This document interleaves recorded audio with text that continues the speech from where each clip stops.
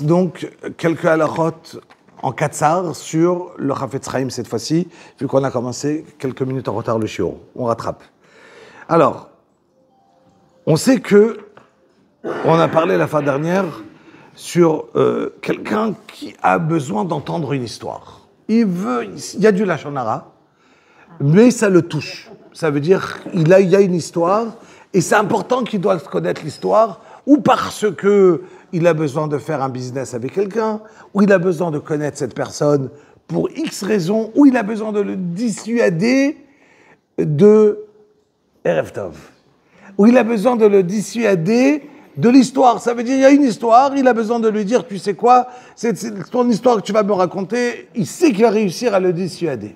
D'accord ? Il faut le savoir que quand quelqu'un il vient te raconter une histoire, il faut lui dire, tu sais, c'est du lashon hara, ce que tu vas me raconter, mais je suis d'accord d'écouter parce qu'il y a un intérêt. La raison que j'écoute, c'est parce que ça va être les to'elet, ça veut dire avec un intérêt de bien. Donc dès le début, la personne qui te raconte, il te fait pas un sourd parce que son but, ce n'est pas de raconter du lashon hara. Et moi, mon but d'écouter, il n'est pas dans un but d'écouter juste de la médisance, mais d'écouter quelque chose que je sais que si Bruno, il vient, il me raconte une histoire, et je sais que l'histoire qu'il va me raconter, je vais réussir à dissuader la personne qui a fait ou qui va faire. Donc, moi et lui, la raison qu'on le fait à cet instant, c'est pour faire du bien. D'accord ? Alors, nous deux, on se le dit dès le début, c'est du lashon hara, comme c'est dit le Chafetz Chaim, il faut se le dire, mais c'est permis dans ce cas-là. Donc, on fait attention de rester dans les cadres de ce qui est permis de dire.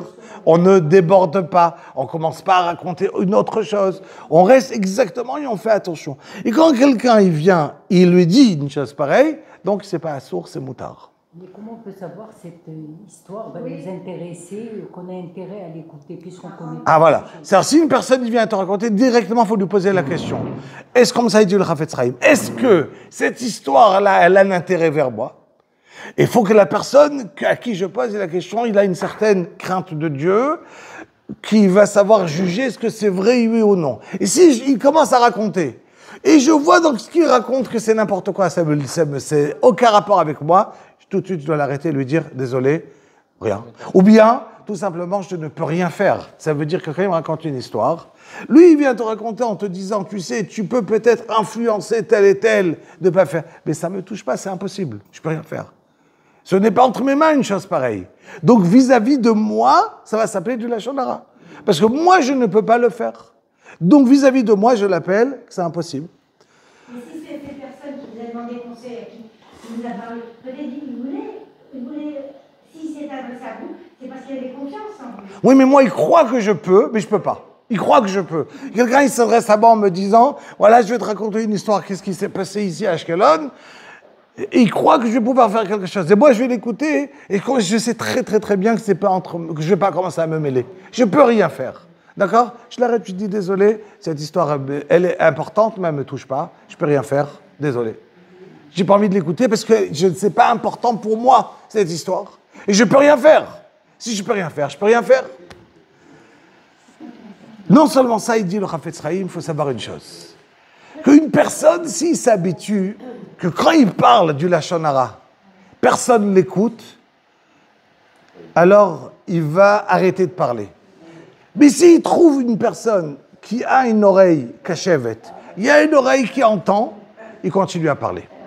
Donc ça veut dire que si maintenant, nous on arrive à montrer à la personne, ça ne m'intéresse pas ce que tu as, la personne il va ressentir tout de suite, j'écoute pas, on m'écoute pas, c'est pas intéressant de parler. Donc c'est à moi de venir et de stopper, de montrer à la personne que c'est pas intéressant ce qu'il raconte. Ok ? Quand une personne envoie par exemple un message, maintenant, le système WhatsApp. Voilà, qui fait de lashon hara, comment faire ? Alors, le lashon hara, il est exactement assourd de parler, de lire dans un journal, dans un WhatsApp, la même chose. Un groupe qu'on ressent que les gens y parlent n'importe quoi, il faut sortir. Il faut sortir.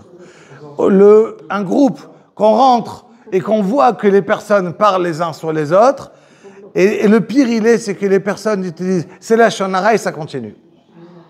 Donc, aucun intérêt. Dès qu'on commence à parler, et on voit et on te dit, ah, mais c'est pas pour dire du lashon hara, mais, d'accord, et ça commence, et c'est pas pour dire lashon hara, hein, je veux pas dire lashon hara, mais, et, voilà. C'est comme si je demande permission au bon Dieu de faire le issour. C'est pas pour être méchant, hein, mais, d'accord, et ça commence, ça s'appelle du vrai lashon hara, et qui est assour.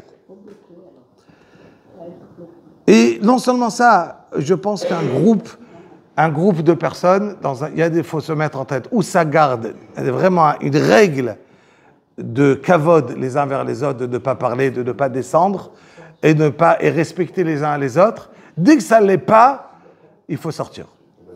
Et ouvrir des groupes propres qui ne correspondent pas, qui n'y a pas de la shonara derrière, qu'il n'y a pas une tacharout, une concurrence entre des personnes, où il est l'intérêt. Moi, j'ai fait plus que toi tu as fait plus que moi, toi, tu as fait plus que si. Et c'est fini. D'accord? Il continue à dire, le Chafetz Chaim, il faut savoir une chose. Qu'est-ce qui se passe dans un cas où je ne m'y attendais pas? Je ne savais pas que quelqu'un, il me raconte du lashon hara. Et je ne pensais pas que j'allais entendre de la shonara. Et quelqu'un, il est venu, il m'a raconté. Et c'était court, c'était pas une grande histoire. Et je l'ai entendu, qu'est-ce que je dois faire? Il dit, sur place, tu dois essayer à dissuader la personne qui t'a raconté que c'est faux. Mais des fois, la personne, si tu vas commencer à lui dire ce qu'il raconte c'est faux, il va être encore pire. Ouais, qu'est-ce que tu racontes? Tu crois que c'est pas vrai? Et tu sais pas, et il est comme ça, et tu crois. Dans ce cas-là, il faut se taire. D'accord? Il faut se taire, parce qu'on sait très bien que si je commence à lui dire qu'il n'a pas raison, il va être le doublement à me raconter n'importe quoi sur la personne.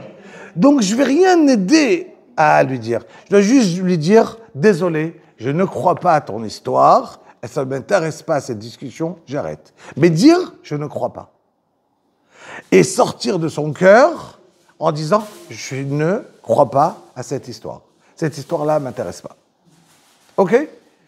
Dès que j'ai fait une chose pareille, je me suis sorti de ne pas avoir transgressé le issour, parce que je ne m'attendais pas, je suis avec quelqu'un au téléphone, et il te raconte une histoire. Toi, tu ne voulais pas entendre un lashon hara, tu n'es pas venu pour écouter du lashon hara. Et tout à coup, on te le dit. Donc, tu es obligé de montrer à la personne ton mécontentement. Non, c'est pas ça. Moi, ça ne m'intéresse pas, ces histoires, je sors, c'est du lashon hara. Le problème, c'est que des fois, les personnes... On est entre famille, on demande après les gens, les cousins, tout ça, je sais pas. Le mieux, c'est de parler sur les animaux. Comment va le chat, comment va le chien, comment va... Voilà, quelle météo il va faire demain, est-ce qu'il va faire chaud, est-ce qu'il va faire froid. Et c'est le meilleur des choses de parler que de parler, même parler de foot, comment il est lui, comment il joue, très bien. Mais ne parlez pas des personnes, on parlera de personnes. Dès qu'on sait qu'on commence à parler des personnes dans la famille, ça commence à parler de lashon hara.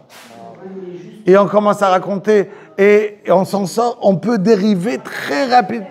On peut dériver très rapidement à quelque chose de pas bien. On parle du bien pendant 10 minutes. Ah, mais après tout, ouais, tu as entendu quand même, hein?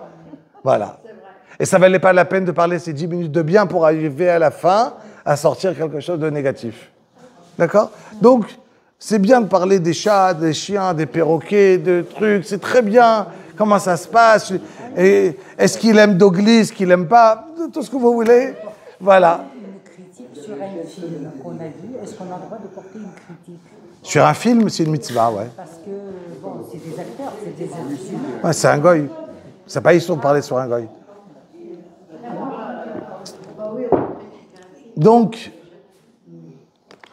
ok, donc, il n'y a aucun problème.